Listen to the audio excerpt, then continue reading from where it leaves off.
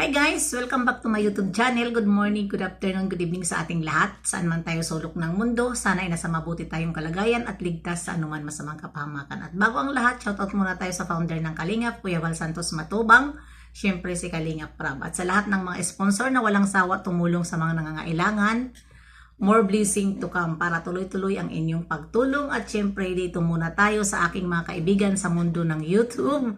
Shout out at maraming salamat sa inyong panunood sa akin. At syempre, shout out ako kay Tita Thankful, Sis Pixelixi, Guaheaded, Malo de los Santos, Ermagalo Mix Vlog, Hayats Mix Vlog, Ermagalo Mix Vlog, Maria Ligaspi Vlog, Selena Barbosa, Cel TV PX, at syempre si Tita Honey Is and Tita Monet. Ayan ang ating mga kaibigan at nagsusupport araw-araw sa ating mga upload kung mayroon tayo upload. At syempre, dito kay Tita Lydia. Mega love shout out sa iyo, Tita Lydia. Ayan.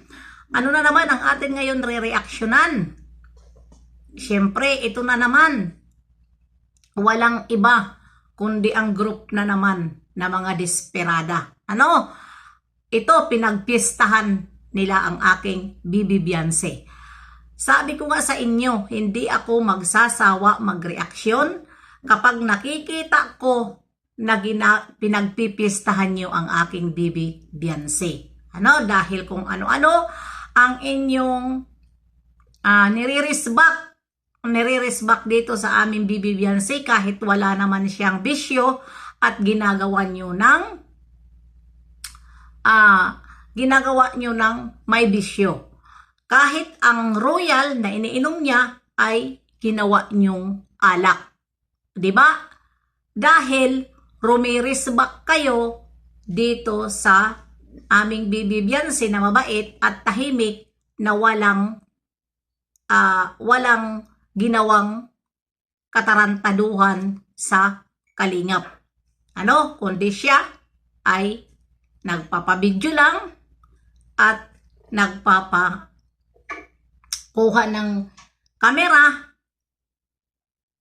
dito sa kay Kalingap Prab.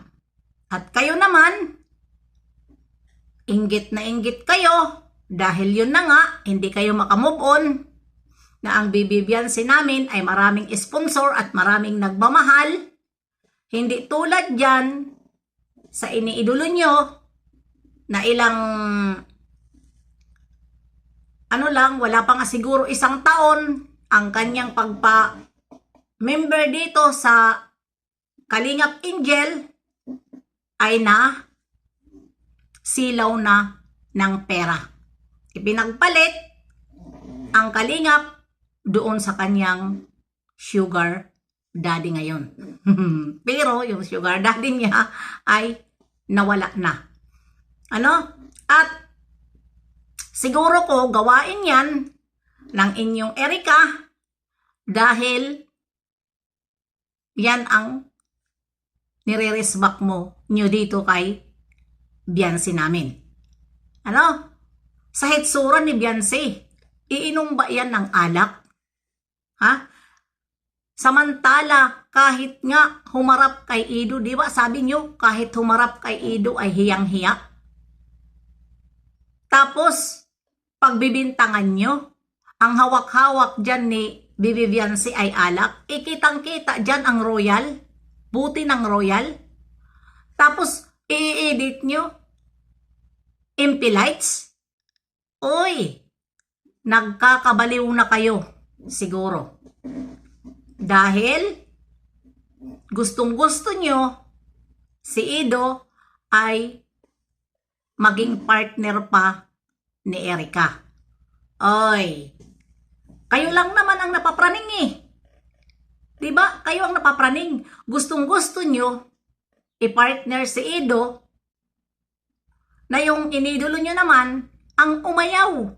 Dahil nga pinagpalit nga dyan kay Jun-E. Nasaan ang inyong mga utak? At pinagpupumilit pa rin ninyo. Pinagpupumilit pa rin ninyo na si Ido ay maging kapartner pa rin ni Erika. Wala na kayong pag-asa kay Ido.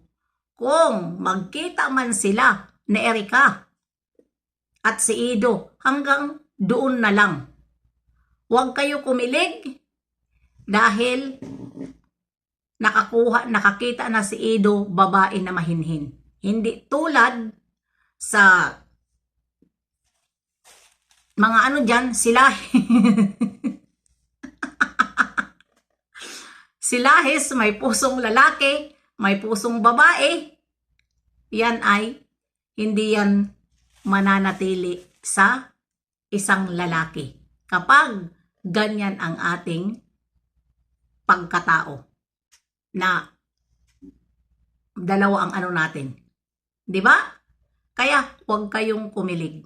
Huwag kayong umasa na balikan pa dahil umaasa kayo eh. Mayroon kayo doon. Mayroon kayo, re-reactionan ko kayo. Mayroon kayo doon mga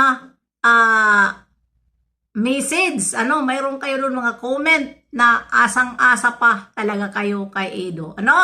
At ayan lang ang masasabi ko. Kaya kayo sinisiraan nyo si Beyonce. Dahil dinidiscourage nyo si Edo. Hindi nyo pwede ma-discourage si Edo. Dahil ayan yung sipon ko kasi alam nyo naman. Ano ngayon? Tama? Sorry. Hindi nyo ngayon na makukuha si Edo. Kaya hanggang ganun na lang kayo. Kung ano-ano ang sinisira nyo, umiinom ng alak, si Bibi Beyonce, ang nanay naman ay sugarol. Ganun na lang ang inyong paninira. Diba? Kasi, alam nyo, yung mga paninira nyo dito sa Bibi Beyonce namin, gawain kasi yan ng iniidolo nyo. Diba? Kaya ibinabaliktad nyo. Paano kung kami rin ang kung kami ang thumbnail dyan na yung iniidolo nyo ay nasa piestahan at puro mga lalaki ang kaibigan, di manggagalaiti kayo. Sasabihin nyo naman, sobra-sobra na ang aming pag-reaction kay Ikay. Pero sa totoo lang, kayo ang nagsimula kung bakit nakaladkad si Ikay. Hindi kami ang nagsimula dahil ang simula ng kalingap ay sa kabutihan ni Ikay. Hindi para ibas namin siya. Diba? Mga angel nga, hindi pumapayag si Kalingap Prab na i-thumbnail ng hindi maganda ang title. Diba? Yan ang pagprotekta ni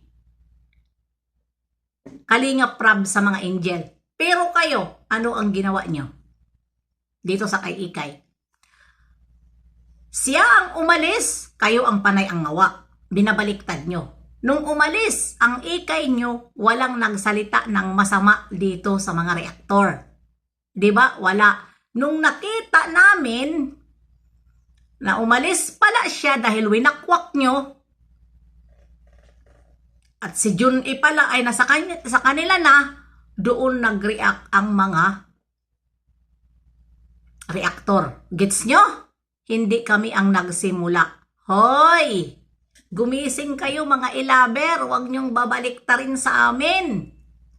Dahil alam ng kalahatan na yung Erica ang umalis sa Kalingap, hindi siya ang pinaalis ni Kalingap Prab.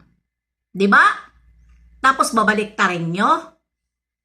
1 year na ang pag-aabuso namin kay Ikay. Tingnan natin. Sige, mag-ano kayo, magdemanda kayo. Dahil nandyan naman ang mga upload ni Kalingap Prab nung siya ay nasa Kalingap pa. Inabuso ba siya ng Kalingap? Minahal siya. Kinampihan siya ni Kuya Bal, kinakampihan siya ni Ate Edna, kinakampihan siya ni Kalingap Prab. Hindi kami pwede mag-reaksyon nung panahon na yon. Na bago pa lang umalis dahil nanawagan. Na andyan ang panawagan ni Kalingap Prab. Nagla-live si Kalingap Prab, walang pwede magbas kay Erica. Dahil respetuhin natin ang kanyang desisyon. Tapos babalik ta rin nyo ang kakapal ng mga mukha nyo. Ayan, hanggang dito na lang. Magdemanda kayo. Dahil kami, mayroon kaming proof. Ha? Bye-bye! See you next live and upload. God bless.